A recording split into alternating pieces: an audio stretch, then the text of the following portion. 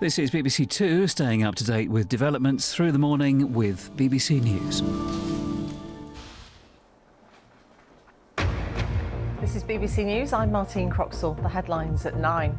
The government's meeting officials from the Royal College of Nursing today to start what have been described as intensive talks on pay, terms and conditions. Shamima Begum, who left London as a schoolgirl to join Islamic State, finds out this morning if she's won her appeal against being stripped of her British citizenship. ISIS was the worst thing of the 21st century, and I was a part of it, and now I have to face the consequences of my actions. Morrison's becomes the latest supermarket to limit the amount of fruit and veg we can buy because of a shortage of fresh produce. President Biden is to meet leaders of countries along NATO's eastern border to talk defence and aid to Ukraine.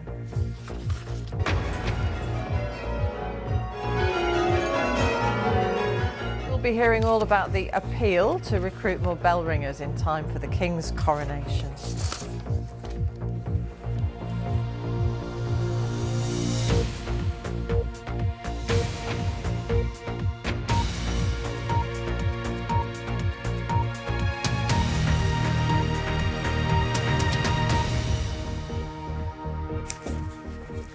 Good morning and welcome to the BBC News Channel.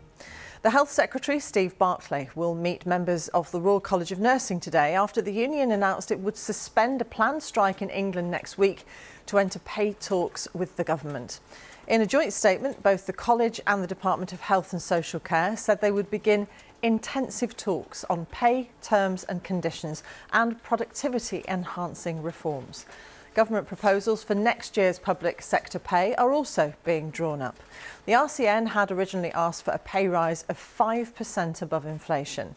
It has since said that it would be willing to meet the government halfway.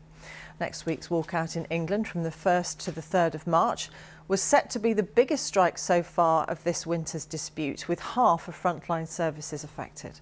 The RCN's General Secretary, Pat Cullen, said, "We will put our plans on the table.